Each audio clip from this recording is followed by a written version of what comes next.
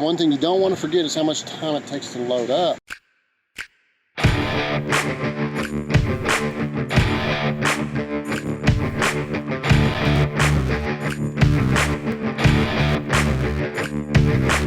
Early on, when I used to estimate a lot of my work, I knew about how much time it would take to do the work inside.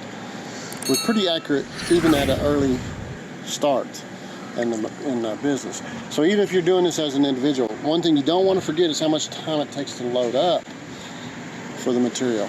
And so you can notice this is at least an hour, and I'm only going to charge an hour for the time to get all this. It's much, probably more.